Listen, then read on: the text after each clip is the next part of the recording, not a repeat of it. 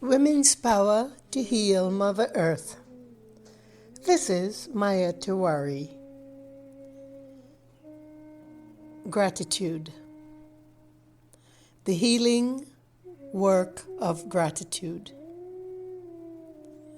The word gratitude is derived from the Latin word gratia, which means graciousness, gratefulness, grace. In some ways, gratitude encompasses all of these meanings. It is the thankful appreciation for what we receive, whether tangible or intangible. We acknowledge goodness, the spirit of love, and kindness, compassion, forgiveness. These are all part of the context of gratitude in its full meaning. Gratitude helps us to connect to each other and, by extension, to the greater universe around us.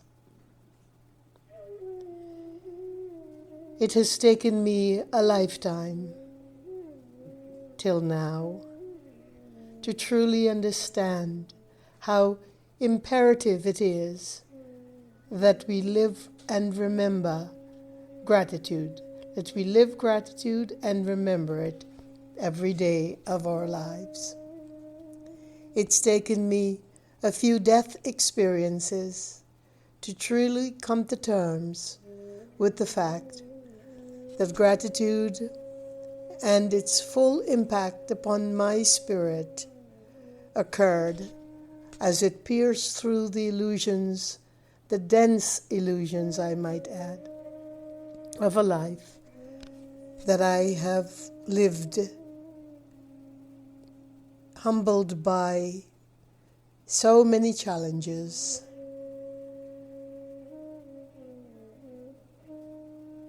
The most recent of which was the last decade. A decade of challenges where it felt like my life was taken over by other entities, people that is, and was automatically controlled in every possible way one can imagine or not imagine. Perhaps a personal or collective or group vendetta to wipe away my flaws, to fix me with death. I have no idea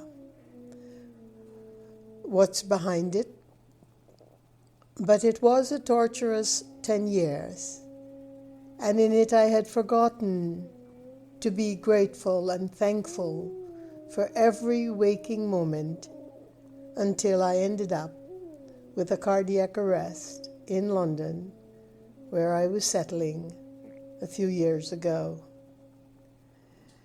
And there, in the British hospital, I found such solace and grace from my team of doctors and nurses. Once again, love had come to help me to get past that challenge and that difficulty. But even then, I was so busy recovering, so busy with the busyness of others that had intruded upon my existence and into my life, that I took for granted so many things, the blessings I have had along the way, the wisdom served up by my ancestors. But gratitude did finally emerge in my life to help me to heal and to prevent me from becoming bitter and arid. As I said, it's taken me a lifetime to learn the nature of gratitude and its importance in our life, in my life, in everyone's life. You see, gratitude is what gives us the power to forgive. Gratitude gives us permission to love.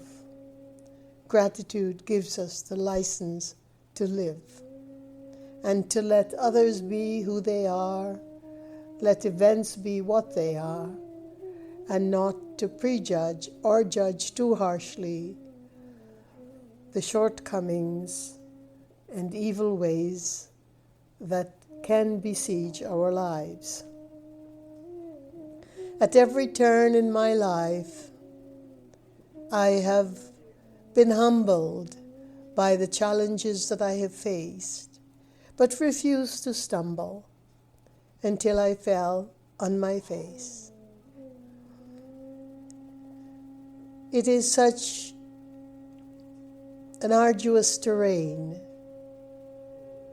the life and breath of our prana, our life force, the ambit of our activities,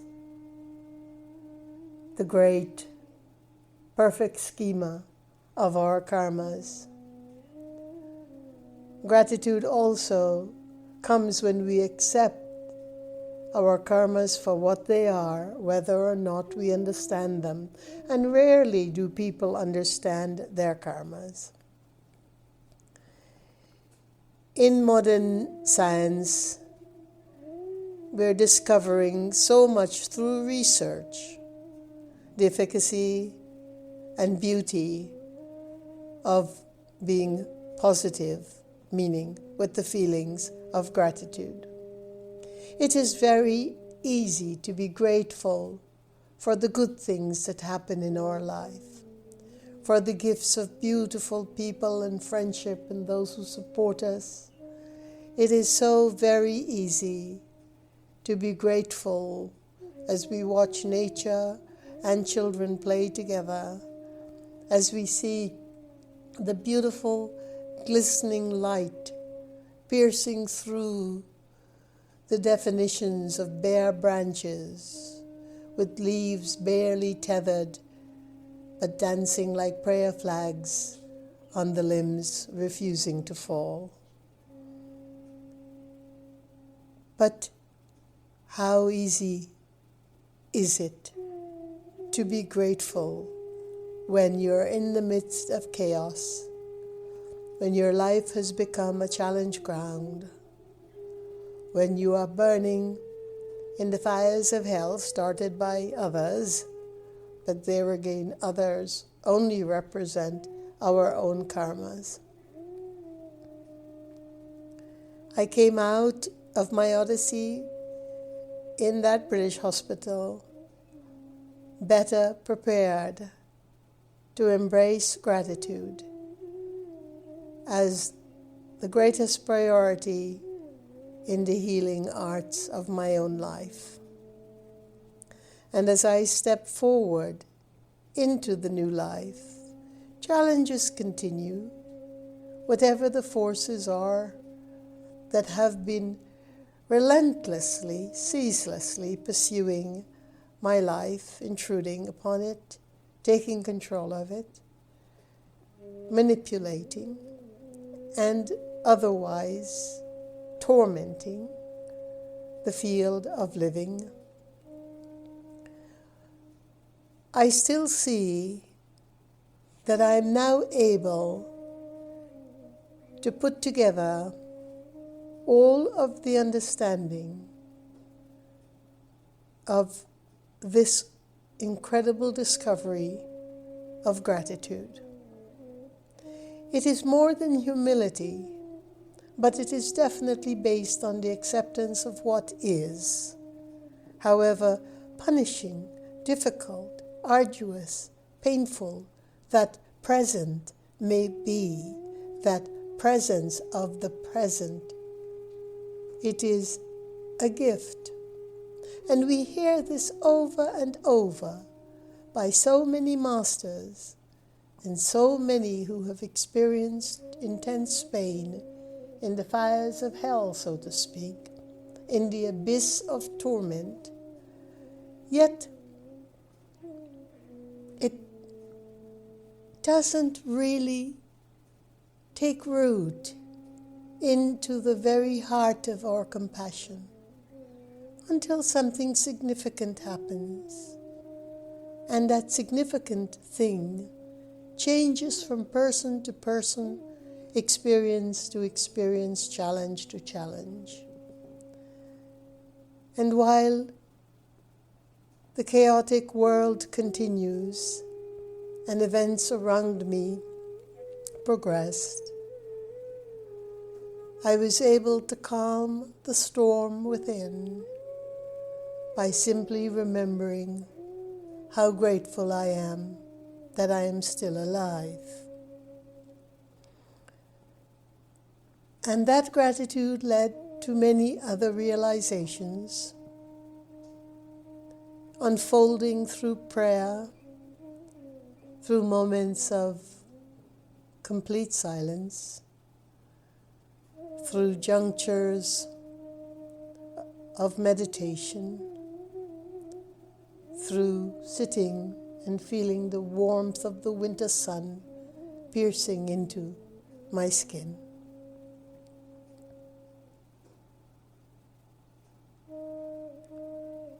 It has helped me to relieve the intensity of pain, physical pain that is. It has helped to assuage my mental agonies. It has helped me to find the calm within myself, no matter what is happening around me, toward me, against me, and for me.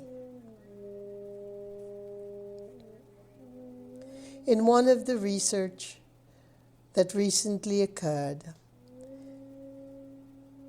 they took the studies over the past decade and found that people who consciously counted their blessings tended to be happier, less morose. The research actually set out to study about 300 adults, mostly college students, who were seeking mental health counseling at a certain university. They recruited these participants just before they began their first session of counseling, and they reported clinically low levels of mental health at the time. The majority of students seeking counseling services at that university in general were struggling with issues relating to depression, anxiety, and so on. They randomly assigned a study participant into 3 groups. The first group was instructed to write 1 letter of gratitude to another person each week for 3 weeks. The second group was asked to write about their deepest thoughts and feelings about negative experiences. And the third group did not do any writing activities. It is interesting what they discovered. They discovered that the group that wrote the most positive words and had the most gratitude in their writing were actually associating with greater happiness. The study went on with different myriad ways of analyzing the writings of the students. But basically, the conclusion was that those who used the most positive words, the most grateful spirit, were those who had been found through testing to be actually much healthier emotionally and mentally, much happier. But it doesn't take double-blind studies for us to understand what is endemic in our nature, and that is to get back to being grateful for something, for anything, for everything. Because whether or not we understand, and generally, when troubled, and when put upon and when challenged with a myriad of unseemly, tedious, and toxic events, we forget that we have this silent core within that we can reach into and pull out the essence of keeping the calm. And in the core of that essence is the feeling and the attitude of gratitude. To be grateful, to remember to be grateful. If we cannot bring ourselves into the position where we're grateful for the horrendous experiences, the difficulty of the healing, the despair that we may be encountering, the disease that we have no handle on.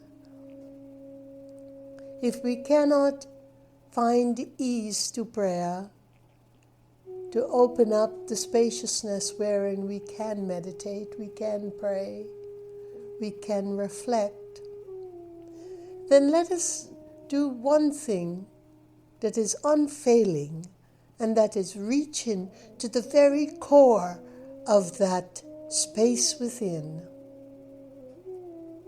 and widen it by intention. Widen the ambit of its existence so that we can reach something to be grateful for. And as soon as we bring gratitude up in the mind and the heart, truly and significantly with the intent to be grateful, and then find something to be grateful for, the sunlight, the bird, the leaf floating in the air,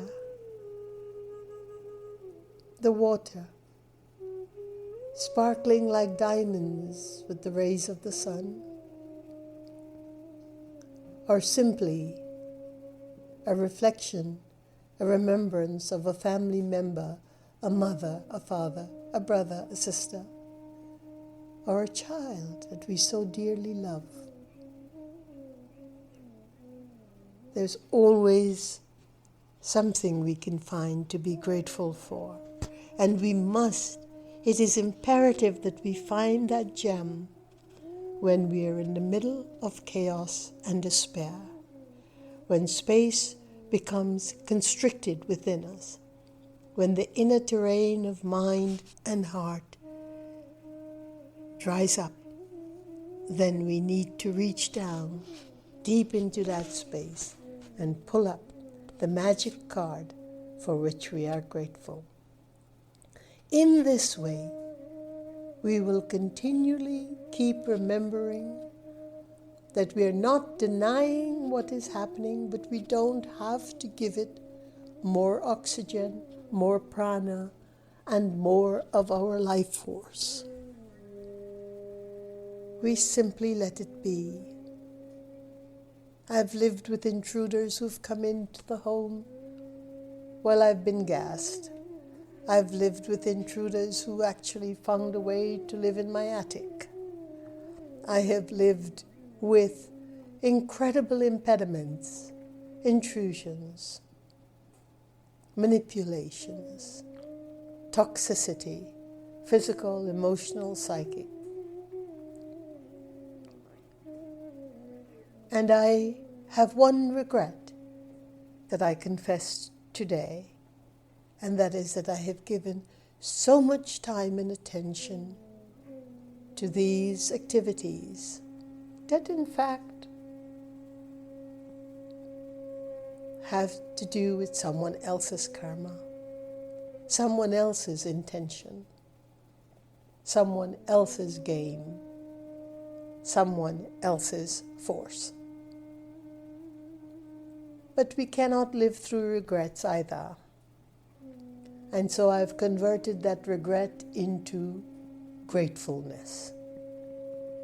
By being grateful to have recognized that I have nothing to regret. that I have lost some of my life force because of what has happened and because of my own participation energetically, response-wise, into that. So now I am ever more cautious. I am ever more discriminative about the way that I use my life force. And I invest it in the positive act of gratitude and create around me more and more opportunities through prayer, through contemplation, through sitting, through silence, through staying in the warmth of my blanket when I need to, so that I may continue to widen the ambit of my inner space, wherein our power of reflection lies, wherein our true power to take back control of our own lives, as much control as any human being can possibly issue upon their own lives, but to take back the choices to be positive, regardless of what is happening. Thank you for listening, and peace be your journey.